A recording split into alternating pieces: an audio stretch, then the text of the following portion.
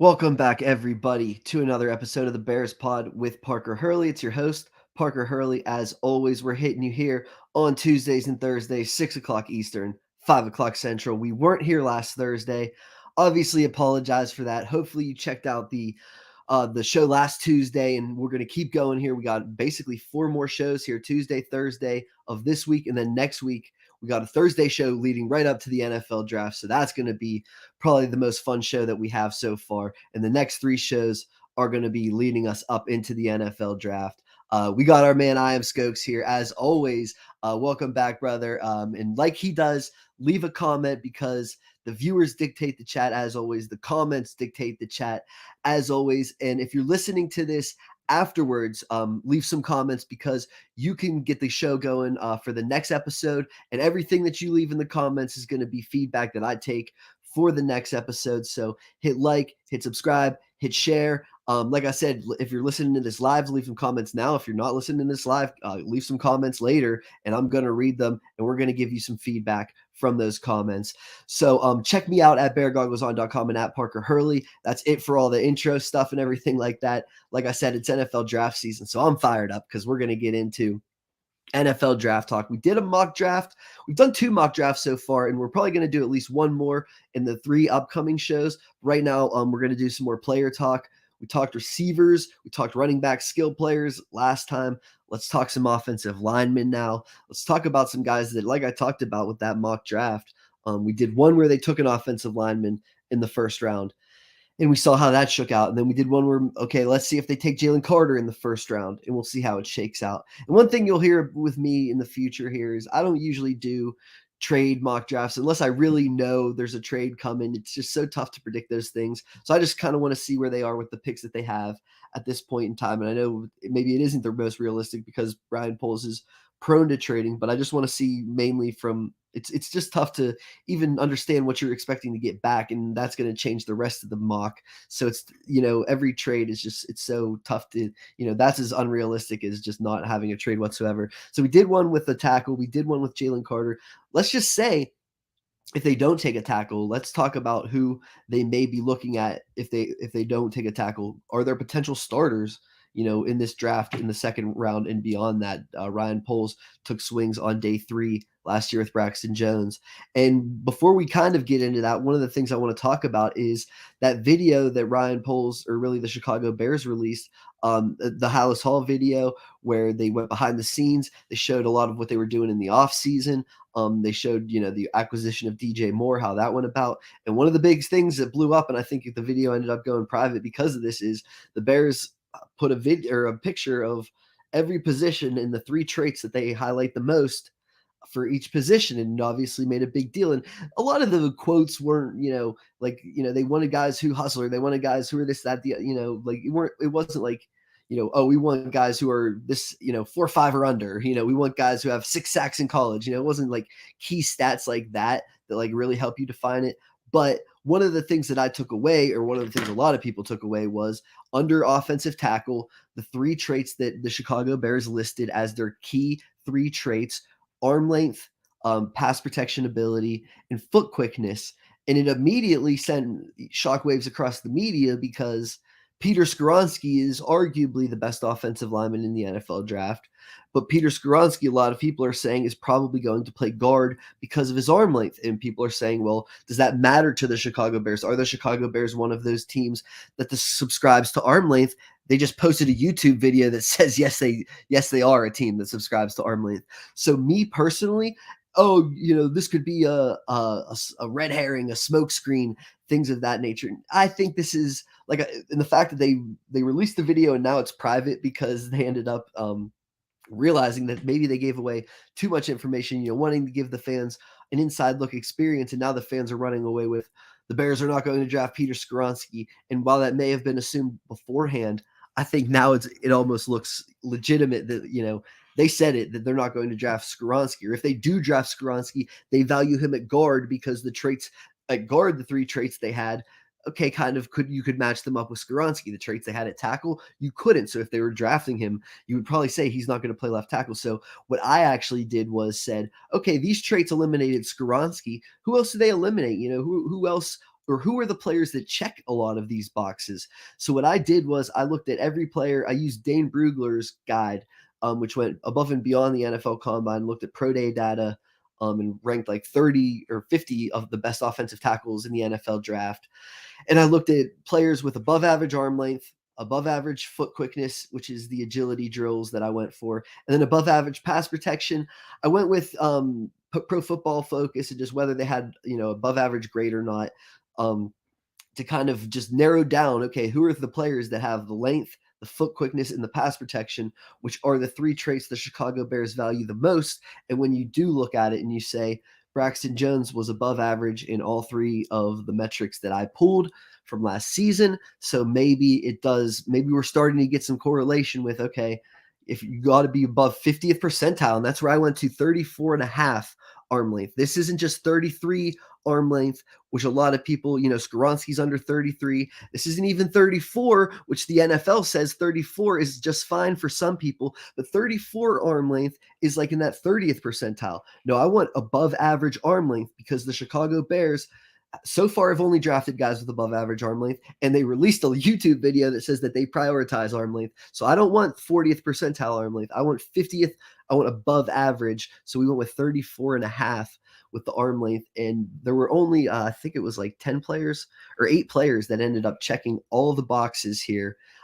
Paris Johnson did, obviously, Broderick Jones did. And those are the two that we've discussed at number 9. And we said a long time ago that these are probably the two that he highlights over Peter Skoronski, because Skoronski actually checks, above average pass protection, above average foot quickness, doesn't have the length. The other 3 were above average in all 3, or the other 2, Broderick Jones and Paris Johnson. The 2 guys or really the next few I think we should really start talking about here is Carter Warren from Pittsburgh. The one thing I will say is that the foot quickness, you kind of have to give him or assume, because he, in the 2021 season, he was Pittsburgh's starting left tackle when Kenny Pickett was there, when Jordan Addison was there. And I'm not saying that Carter Warren was the reason, but Kenny Pickett had, a Heisman season.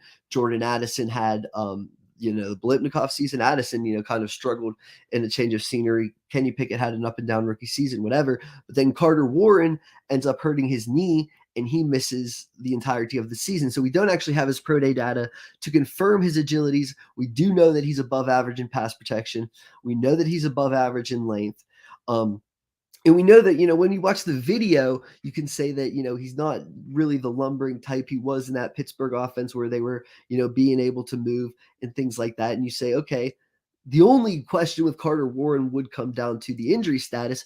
But if this is a player who, out of the 2021 season, you were saying if Carter Warren puts together a good season, we're talking about a second round pick. Carter Warren has an injury riddled season, and now he comes out. Is this, a day 3 player? And is this a situation where, similar to Braxton Jones, you take a day 3 guy and just down the line, all of a sudden you find something in Carter Warren? So I would just tell Bears fans, maybe in the next 10 days, just look at the 2021 Carter Warren. You can see some Jordan Addison in there. You can see Kenny Pickett, see if you think he's better than Fields, and watch some Carter Warren, because what if he isn't? He is a left tackle. So, and if they miss in the first round, are they going straight to a guy like Carter Warren because he qualifies with the length, and he was an excellent pass protection for Pickett in 2021. The next guy is Wanya Morris from Oklahoma, another really interesting one. And another one that, unfortunately, he ran the 40, and the 40 was actually well above average, which makes you think that the foot quickness is good enough, but he injured his hamstring running the 40 in the 40-yard dash. But well above average in length, well above average in pass protection, above average 40 equates to potentially good foot quickness. You can say the tape. In my opinion, I think his feet need better technique. I think you could argue that athletically, he definitely is there. I think he needs to clean a little bit of things up. I think even especially like in his waist and in his upper body, and he has long enough arms, but if he can hone things in, he really has a strong punch and could be that powerful player who, the Chicago Bears want some finishers and guys who can really, get after it in the run game and finish blocks. Wanya Morris could potentially be that guy. I think the issue with him, in my opinion, is maybe not that he's slow-footed, more that he has technical flaws to iron out. And that's why, okay, he's probably going to be third, fourth, maybe fifth round. But like I said, if you're the Chicago Bears and you pass on somebody at 9, and we're gonna get to there are a lot of names that I've skipped through already because they haven't checked the Bears list. So if the Bears are looking for this specific type of player and they pass on 9, they're immediately looking to Carter Warren, Wanya Morris on day 3 potentially, and not looking at those second round guys that a lot of people think that they would be. So the next guy that's pretty interesting is Warren McClendon from Georgia, and he's really interesting because everybody talks about, well, Broderick Jones from Georgia. Well, Warren McClendon's the right tackle over there. And even, Broderick Jones was actually riding the bench, and wasn't starting at right tackle. He was the man in waiting behind Sawyer, who ended up starting as a rookie for the Chargers last season, and that's why Broderick Jones couldn't get on the field until just this season, and that's why he's still a little raw. But Warren McClendon was starting over there on the right side, and McClendon has upside in pass protection. He has the length. He's a little bit shorter, but he actually, he checks all the boxes that this team would look for. And coming from that Georgia Bulldog offense, a pretty, beyond the fact that he checked the box of above average in pass protection, a pretty good run defender as well. And I think he still has, I would say I think some of the issues with him are probably more, I think Wanya Morris packs more of a punch than a guy like Warren McClendon. But I do think Warren McClendon is a pretty talented guy. I think he brings enough in the run game. And I think, like I said, he checks all these boxes that he's going to be an interesting guy, especially because he's in this day 3 range. And he was at the Senior Bowl when the Chicago Bears were there. So let's keep an eye on Warren McClendon from Georgia. Another one here, Dalton Wagner from Arkansas. I want to say he was a 4-year starter, or at least a 3-year starter for the Razorbacks. And this guy is, he's huge. He's like 6'8". And that is some of the issues with him. Is it's almost like he's too tall because, he almost like he can struggle to get low and, loses to almost shorter and squattier players and loses to players who can bend around the edge. But athletically, he checked every single box and then some, which shows the team that, he has this size. If we could potentially get technically, we could still get a little more bend and a little more lean out of him if we could potentially get that out of him. For a day 3 guy, like I said, he's like 6'8". And he's a little bit thinner for 6'8", but that comes with he's got really good foot quickness and he can make plays, in the run game down the football field. So, I mean, and like I said, we're talking about day 3 guys here. I think Dalton Wagner and Warren McClendon are definitely day 3 guys. People are saying Carter Warren is starting to move up, but because of the injury, it's so hard to say. And then Wanya Morris, he could certainly be in that day 2 range. But with Dalton Wagner and Warren McClendon, I think we're definitely talking about day 3 guys. But we're talking about guys who check these boxes for the Bears, and whether, did they pass on guys last year knowing that they would rather have Braxton Jones? And are we looking at the same thing with, well, Warren McClendon checks the same boxes as Braxton Jones, and everybody's talking about, like Matthew Bergeron, who we're about to talk about here in a minute, but he doesn't check all the boxes for the Chicago Bears, whereas Warren McClendon does, and they could get Warren McClendon 3 rounds later. Is that something that they're potentially looking at? 2 other names that I find interesting that honestly I haven't even dug into as much because right now a lot of people list them as 7th rounder UDFA guys. Trevor Reed from Louisville, he wasn't an NFL Combine guy, but he blew up the pro day. He's got the length. I think he's played both right and left tackle. So he's pretty interesting. I think if the Bears showed a little more interest, I would have watched him. And if the Bears do get him as a UDFA or 7th round pick, I obviously will watch him. But the fact that he checked all the boxes that the Bears looked for, I had to list him. And then Ryan Swoboda, another guy I really haven't heard of too much. He's from UCF, and he was at Virginia. And I know a couple people, the Michigan center transferred from Virginia, and they got a new coaching staff and everything like that. But he transferred from Virginia to UCF. So I don't think that's, people say, well, that's a downgrade. I don't know if that's true because of the coaching change. But he was a 3-year starter at Virginia. And then he moved over to UCF. Or he was a 2-year starter at Virginia and then finished his last season at UCF as a right tackle. He is like 6'10", but his athleticism is off the charts. His length is off the charts. And between Virginia and UCF, he posted above average pass protection grades. So those are the guys. That's the only people on the list that had above average pass protection, above average length, above average foot quickness. And Carter Warren, we even just threw on because I'm assuming he has above average, and because otherwise there's still only 7 guys that check the Chicago Bears list. So are the Chicago Bears only looking at those 7 guys to be, like I said, if they pass on Paris Johnson and Broderick Jones, does it start to only come down to Warren McClendon, Dalton Wagner, or those UDFA guys, those types of people, Carter Warren, Warren Wanya Morris. So that's interesting. We're going to talk about some of, a lot of people, and I got a lot of comments when I wrote this, saying, well, here's the 3 things I'm looking for, and here's the only 8 guys that fit the criteria. And people were saying, well, what about, like I said, Bergeron, and what about Darnell Wright? And we'll talk about why they may not be fits for the Chicago Bears here in the next half of the show. But like I said, leave some comments if you want to talk about anything else right now. We're talking NFL draft. Any NFL draft comments, leave them right here. Follow me, Parker Hurley, and follow us at beargoggleson.com. If you're listening to this later, not listening to this live, leave some comments as well, because we'll react to them and we'll respond to them, and we'll make the show better based off of those comments. So hit like, hit subscribe, leave some comments, everybody. And like I said, if the Chicago Bears don't go with Broderick Jones and Paris Johnson, we're almost assuming now, we're almost guaranteeing until we see something differently. Why would we assume that Peter Skoronski is going to be on the board? So, or, on the Chicago Bears list. So, some other players, Anton Harrison he was so close on the arm length. And the one question I think I would mainly have with Anton Harrison, because I really like him, and I think he could be good for the Chicago Bears. One, and he does actually check the pass protection box, but he doesn't have a lot of experience in pass protection. And the Oklahoma offense was a lot of, just the Big 12 sort of, RPO type of, not putting him in long-term pass protection situations. And that's one of the reasons why he's falling a little bit more than some of the other guys, is that he just doesn't have the tape of, consistently setting on 3-step drops in pass protection, on 5-step drops in pass protection, no 7-step drops in pass protection.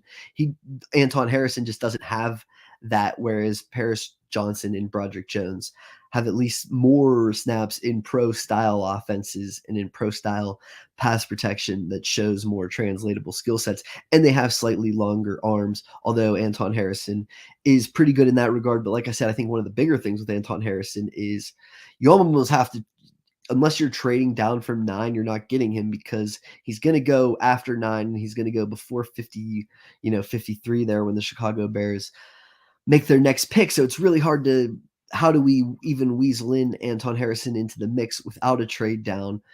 And the fact that he's not, far and away one of the best fits for the Chicago Bears. Darnell Wright too. A lot of people, the Chicago Bears brought him in. So, and this is another one where if the Chicago Bears trade down, they're obviously in a range for him, or they could be interested in him. And because, well, they have Braxton Jones. And I've talked about, if you draft Broderick Jones or Paris Johnson at number 9, it doesn't matter that you have Braxton Jones. He's moving to right tackle because you just drafted your franchise-changing left tackle and you're not changing their position, in my opinion. But you could say that if you don't go with one at 9 and maybe you trade down and it is Darnell Wright, he wasn't as good on the left side. He was just better on the right side. So I think a lot of teams are just viewing him as, okay, is the value still there based on he's just a right tackle? Potentially. The other thing is that, like I said, he checks most people's thresholds for arm length. So does Anton Harrison, but for the Chicago Bears, not necessarily. So that's another one where, and I know they brought him in because he checks pretty much all the other boxes. I think a lot of people say that he doesn't have the foot quickness.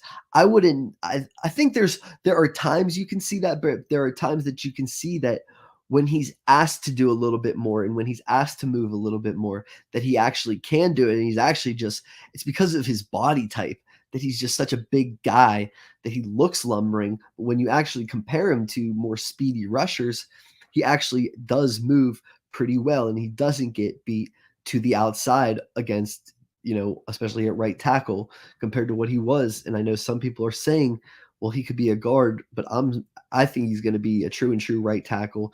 I do think like I said, maybe you could say for right tackles he's above average, but when you combine all tackles, he's just at that average and not necessarily above average. And that's where he doesn't actually it actually isn't the foot quickness, which a lot of people think so. I think it's his body type that makes him look slower, but it's actually his arm length it's in like the 40th percentile. But like I said, if the Bears, if it's your number one trait, are you saying, well, 40th percentile good enough? Or are you saying no, they need to be above the majority of people in the NFL at arm length? So that's going to be an interesting thought. Dewan Jones, a really interesting one because he obviously doesn't. The foot quickness is a bigger issue for Dewan Jones than for Darnell Wright. The length is obviously not an issue. He's got the big time body length or the body size, and he looks more like the tackle. That is where I think people would think that Darnell Wright looks shorter and squattier. Dewan Jones looks taller and leaner. You could argue, the perception is that Dewan Jones maybe can move a little better, but Darnell Wright can certainly move better than Dewan Jones. So you wonder if does Dewan Jones, foot quickness is one of the three things, and we're eliminating Peter Skoronski. Shouldn't we be eliminating Dewan Jones from the competition as well? Possibly. Jalen Duncan doesn't check the arm length at all. And really, he actually has enough issues in pass protection that you could say that I mocked, Jalen Duncan to the Chicago Bears. And now I'm sitting here saying, I don't think the Chicago Bears, based off of his 2021 pass protection, maybe. Based off of his length, no. Based off his 2022 pass protection, probably not. So, and that's where I'm saying that a lot of people say, oh, well, if you pass on Broderick Jones at 9, oh, just take Jawan Jones in the second round. And they're saying, no, he doesn't have the foot quickness. Oh, we'll just take Jalen Duncan. No, he doesn't have the length. Okay, now you're starting to, say, well, that's where they're getting into. Is Carter Warren actually the next guy on their board? Blake Freeland doesn't have the length. He's above the 30th percentile. He isn't above the 50th percentile. Are you looking for 50th percentile arm length? Are you looking for those, elite guys in that area? Potentially, he's athletic enough. He brings it some technical questions in pass protection, but it goes back to, one of the differences is like 3 inches between Blake Freeland's arms and Paris Johnson's arms. And if the number one trait you value is arm length, does that make you say with the number 9 overall pick, we can't afford to fall back and it be Blake Freeland with 30th percentile arms and Jalen Duncan with 30th percentile arms and Dewan Jones with poor foot quickness? We cannot afford to pass on somebody at 9 because now we're getting to guys who are not checking our boxes. You see where we're starting to get here. Nick Saldivieri is a really interesting guy because a lot of people think he can play anywhere. Played right tackle at Old Dominion. Doesn't have the arm length for the Chicago Bears. He's in like that 30th percentile range where some teams may think he's good enough. A lot of teams are going to view him as a guard. It seems to me the Chicago Bears would be one of those teams that views him as a guard. Earl Bostic is a really interesting one, and John Ojukwu, two really interesting guys. Have the athleticism. A lot of their questions come more down to pass protection. Are they even, maybe on day 3 because you're saying, well, the athleticism is there. They have enough of these, potential qualities. But I'm potentially a little bit more nervous about some of those guys. So you start to see it does just start to get thinner and thinner as we start to, kind of go down this list of who are some of the best fits for the Bears here. And that is for the most part. I mean, Richard Gourage, because he was injured during the pre-draft process, and then he had a pro day that he doesn't check really any of the boxes for the Chicago Bears, and he was just close to average in pass protection, so it was tough to include him. Tyler Steen, another guy who a lot of people think he's right there on that edge of length, and I go back to if the Chicago Bears want above average or if they just want average, would Tyler Steen be a guy? But I think he's another guy you could probably move to the inside. So it's going to be really interesting. And we have like 5 minutes here. So if you have anything, definitely leave it in the comments. But I'll talk about really quickly. I do have an article, the top 5 centers in the NFL draft. Check that out where I explain into a little more detail. And I do have there's actually some decent sleepers in this draft. Juice Scruggs, who I don't like as much as some people, and Alex Forsyth, who I think could be a decent starter. Jarrett Patterson, another guy, I'm not as high on. Jordan McFadden is one of my sleepers because he was a left tackle at Clemson, and now he's going to be potentially a center, and the Chicago Bears brought him in. And yeah, here before we get into the center talk, we have our man I am Skokes. He said he prays we don't take a cornerback at 9. He says there's a lot of talk about that right now, and I actually just wrote something about that right now along with my center article. So check both of those out at beargoggleson.com. And I basically wrote that I agree for the most part, and really, I just don't see it. I would be surprised. And I know people said, well, you didn't see it last year when they took Kyler Gordon. But I talked about with you, I think a couple weeks ago, saying it's different when it's 43rd, 45th overall. And, if Kyler Gordon was like their 25th best player and he's sitting there at 45, it's a no brainer versus, like if Jalen Carter's there, he's probably their number one player. If Paris Johnson's there, what is he like? How low could Paris Johnson be on their board? Like 5 or 6, So, where really is, and especially with Devin Witherspoon, he's got a great tape, but it's really mainly one season of tape. He's been pretty good through his career, but the one season really blew him up. He's a little undersized. He's a little bit shorter. All these questions that I say, like, I just don't see how the Chicago Bears could even consider Devin Witherspoon if guys like Paris Johnson and, Jalen Carter are on the board. And I mean, unless only one quarterback goes in the top 9, how are all these guys going to fall off the board where the Chicago Bears actually have the best player on the board is a cornerback? Christian Gonzalez, to me, checks a lot more of the boxes in terms of, length, size, athleticism. And when you're picking in that top 10, even with Devin Witherspoon, he may have the best tape of all the cornerbacks. When I'm picking in the top 10, I want no question marks. I don't want, well, he's short, but he has the best tape. No, I don't want that. I want he checks everything. You know what I'm saying? And that's where Paris Johnson, you could say, oh, well, he needs a little refinement in his tape. But you say he's got the length, he's got the athleticism, he's a starter from Ohio State, he was a 5-star recruit. Like there's he's as clean as of a prospect as you can find versus Witherspoon, who, like I said, has that one great season of tape, but he's a little bit older, a little bit smaller, doesn't have the room to grow into that Paris Johnson, Broderick Jones, Jalen Carter, even Christian Gonzalez, in my opinion, has more room to grow into because of the length and the size. And I don't just look at a chart and say, oh, let me put all the 6'2" guys high on my board. Let me put all the 200 guys high on my board. Let me put all the 35-inch arm length guys high on my board. What I do is I say, if Devin Witherspoon is not just, hands down eyes and above better than Christian Gonzalez to me, they're close to me. And I actually think Gonzalez has better tape, so it's not a debate. But for me, I think that Gonzalez versus if it's close enough, then it comes down to then who has the room to grow into something more. Christian Gonzalez does. Similar with Skoronski and Paris Johnson. Do I think Skoronski's personally right now better? Probably a little bit better right now. Do I think Paris Johnson is close enough that the room that he has to grow into something is so much more that I would much rather value that? Yes. So that's where I value Christian Gonzalez over Devin Witherspoon. But for the Chicago Bears, like I said, it's so hard. Even if Christian Gonzalez is the best player on the board, it's hard for me to see it because for the most part, you're mainly replacing Kindle Vildor, who I know you play nickel like 70% of the time, but it's still a nickel player who you're replacing. And you're basically admitting that Kyler Gordon, I think because, you're not replacing just a nickel player. You're moving Kyler Gordon from, he was your number 1 pick last season to, well, he had a pretty down season and now we're kicking him to, he's just our 3rd cornerback. He's just our nickel guy. We're not even playing him on the outside. We're only playing him in nickel situations. I don't buy that, first off.